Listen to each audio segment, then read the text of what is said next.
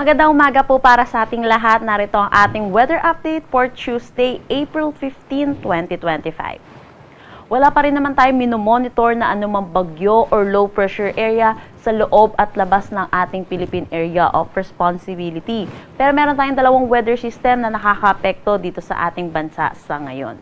Una na dito ang frontal system na nakakaapekto dito sa may extreme northern Luzon. Samantala, meron din tayong easterlies or yung mainit at malinsangan na hangin na nanggagaling sa dagat Pasipiko na umiiral dito sa malaking bahagi ng ating bansa. Ito rin po yung nagdadala sa atin ng mainit na panahon.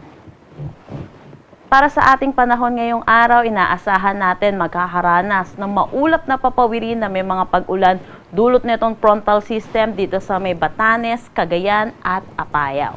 Samantala, for Metro Manila at nalalabing bahagi ng Luzon, inaasahan naman po natin ang maaliwalas na panahon, pero asahan din po natin yung init tuwing tanghali hanggang hapon at kung may mga isolated rain showers at mga panandaliang pag-ulan, dulot po ito ng mga localized thunderstorm lalo na po sa hapon at sa gabi.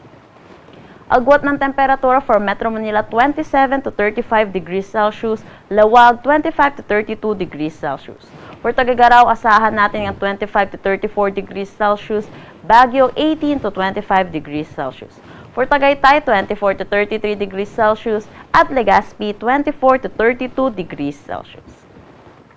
Para naman sa magiging panahon dito po sa Palawan, Visayas at Mindanao, inaasahan po natin may mga pag-ulan pa rin po tayo may tatala dito sa may Zamboanga Peninsula, Basilan, Sulu at Tawi-Tawi, dulot ito ng pag-iral ng easterlies. Samantala, para naman dito sa Palawan, Visayas at nalalabing bahagi ng Mindanao, inaasahan po natin magiging maaliwalas din ang panahon pero asahan din po natin yung magiging mainit at maalinsangan po yung tanghali hanggang hapon at may mataas na tsansa ng mga localized thunderstorm lalo na sa hapon at sa gabi.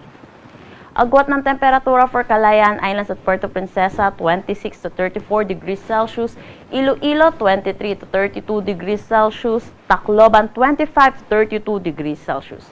For Cebu, 26 to 32 degrees Celsius, Cagayan de Oro, 26 to 32 degrees Celsius, Zamboanga at Davao, 25 to 33 degrees Celsius.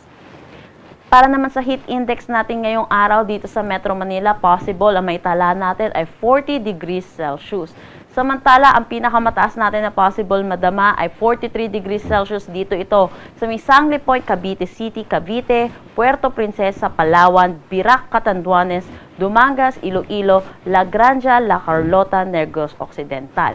Kumikita po natin, danger level po ito. So iba yung pag-iingat po para sa ating mga kababayan. Dulot po netong init ng panahon. Stay indoors po, lalo na po sa tanghali hanggang hapon at uminom po ng maraming tubig.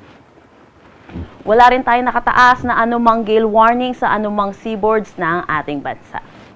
Ang sunrise mamaya ay 5:43 AM at ang sunset mamaya ay 6:10 PM.